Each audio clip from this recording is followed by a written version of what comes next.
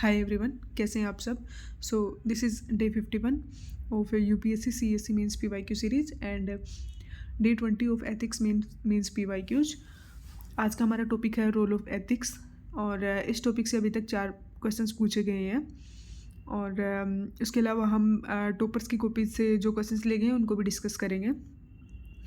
तो हमारा आज का डिस्कशन ऐसे होगा कि हम उनको क्वेश्चंस को ईच क्वेश्चन वाइज हम डिस्कस नहीं करने वाले हैं, हम थीम वाइज डिस्कस करेंगे कि इन क्वेश्चंस में मेजर क्या थीम पूछा गया है, क्योंकि आपको इन सभी क्वेश्चंस में जो थीम है वो सेम ही मिलेगा।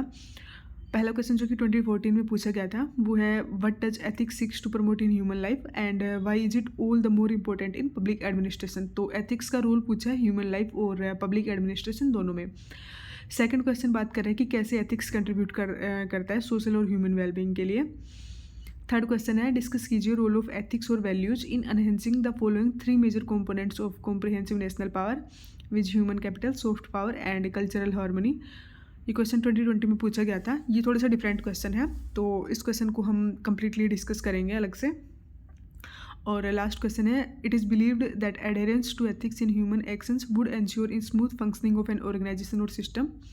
If so what does ethics seeks to promote in human life and how do ethical values assist in the resolution of conflicts faced by him in his day to day functioning। तो basically यहाँ पे भी यही पूछ रखा है कि ethics का क्या रोल है ह्यूमन लाइफ में। तो अगर आपको एथिक्स के रोल के बारे में क्वेश्चन आए तो आप स्टार्ट करेंगे एथिक्स की डेफिनेशन से। अगर मुझे इस क्वेश्चन का आंसर करना होता तो मैं स्टार्ट करती अरिस्टोटल का, जो उन्होंने जो निकोमाकिन का सॉरी अगर मैं गलत प्रोनाउंस कर रही हूँ, तो अरिस्टोटल ने एक कॉन्सेप्ट दिया था जिसके अकॉर्डिंग एथिक्स जो है वो स्टडी है human character, moral and pursuit of happiness के। फिर मैंने एक एग्जांपल दिया है कि post Pakistan terror attacks India ने इंश्योर किया कि वो राइटफुल एक्शंस ही लेगा और पाकिस्तान में जो टेररिस्ट कैंप है सिर्फ उन्हीं को टारगेट करेगा। अब एथिक्स का क्या रोल है ह्यूमन लाइफ में। तो ह्यूमन लाइफ में जो एथिक्स का रोल है वो हम 3 लेवल पे डिस्कस करेंगे। सबसे पहला है इंडिविजुअल लेवल पे, सेकंड है ऑर्गेनाइजेशन लेवल पे और थर्ड है सोसाइटल लेवल पे। तो इंडिविजुअल लेवल पे जो एथिक्स का रोल है, तो सबसे पहला है कि वो क्रिएट करता है, एथिक्स क्रिएट करती credibility by ensuring consistent actions. For example returning excess money, कि अगर मान लो शॉपकीपर से आपने कुछ परचेज़ किया और उसको जो पैसे दिए तो उन्होंने आपको अब चेंज अगर उनको वापस करना था तो उन्होंने आपको एक्स्ट्रा पैसे दे दिए, तो अब जो उन्होंने एक्सेस पैसे दिए हैं आप उनको रिटर्न करो। दूसरा ये इंप्रूव करता है thinking and decision making by self awareness and realisation. और यहाँ पे मैंने MS धोनी का एग्जांपल दिया है कि जब लास्ट मैच ओवर्स होते हैं तो उनको पता होता है कि उन्हें कैसे खेलना है। थर्ड है ये सेटिस्फाई करता है बेसिक ह्यूमन नीड्स जैसे कि being honest, fair and transparent. Organisation level पे एथिक्स का क्या रोल है। तो ऑर्गेनाइजेशन जो कि गाइडेड होती हैं एथिक्स से वो प्रॉफिट करती हैं लॉन्ग रन में, for example Tata organisation. Second है ये एथिक्स यूनाइट करता है लोगों को और लीडरशिप को ऑन ए कॉमन प्लेटफॉर्म।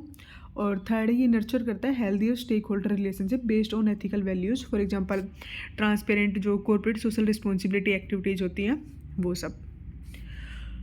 फिर हम आते हैं सोसाइटल लेवल पे।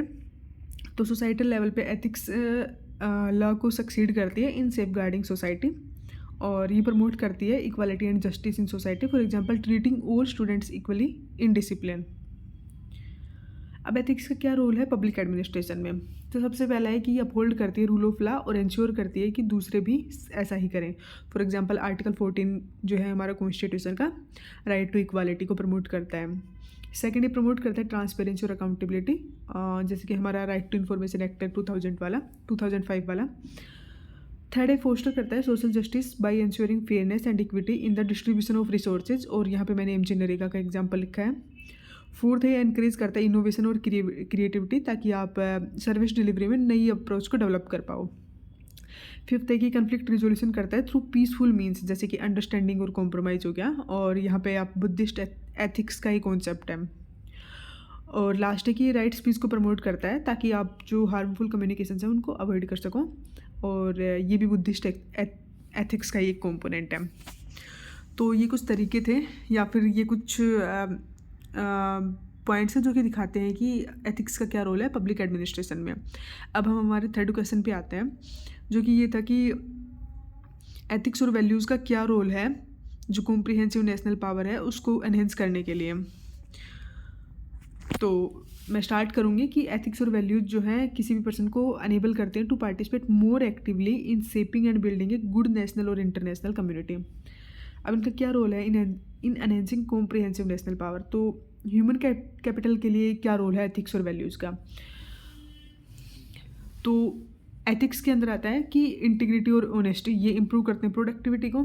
सेकंड, एम्पैथी और डेडिकेशन टू सर्विस वो पब्लिक इंस्टीट्यूशंस को स्ट्रेंथन करता है। फॉर एग्जांपल आशा वर्कर्स ने जो एम्पैथी और डेडिकेशन दिखाया है ड्यूरिंग कोविड-19। थर्ड है रिस्पॉन्सिबिलिटी और सेल्फ रेगुलेशन, वो बिल्ड करता है एक स्किल्ड वर्कफोर्स। फॉर एग्जांपल यहाँ पे मैंने आर्मस्ट्रॉन्ग पामे का एग्जांपल लिखा है जिनको कि रोडमैन के नाम से भी जाना जाता है।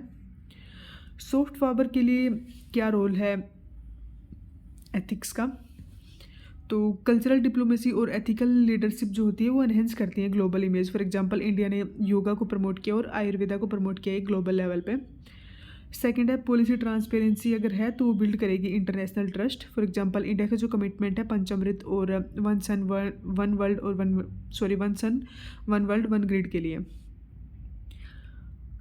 तो सॉफ्ट पावर में अगर आप एथिक्स और जो वैल्यूज़ हैं अगर आप उनका जो रोल है वो एक्चुअली आपकी जो ग्लोबल इमेज है उसको एनहेंस करने के लिए होता है। सॉरी, ये आपकी ग्लोबल इमेज एनहेंस करते हैं अगर आप एथिक्स और वैल्यूज़ को अपनी जो डेली लाइफ या फिर अपना जो भी वर्क है उसमें आप इनको इनकलकेट करते हैं। तो थर्ड है सोशल हार्मनी। तो म्यूचुअल रिस्पेक्ट और टॉलरेंस अगर है आपकी वैल्यूज़ में तो ये रिड्यूस करेगा कन्फ्लिक्ट को। जस्टिस और फेयरनेस एड्रेस करेगा grievances of citizens. For example public distribution system और कंपैशन और इंक्लूसिवनेस ट्रस्ट बिल्ड करते हैं। For example community kitchen during disasters. और कंक्लूड किया मैंने इस क्वेश्चन को, a nation rooted in ethical conduct becomes not very powerful but also becomes not only powerful but also respected and stable. इसके साथ ही हमारा आज का डिस्कशन एंड होता है। अगर आप लोगों को कोई भी इनपुट देना है तो वो आप कमेंट बॉक्स में दे सकते हो, हम उसको नेक्स्ट वीडियो में डिस्कस कर लेंगे। एंड आई होप कि ये सेशन आपको पसंद आया होगा। Thank you so much.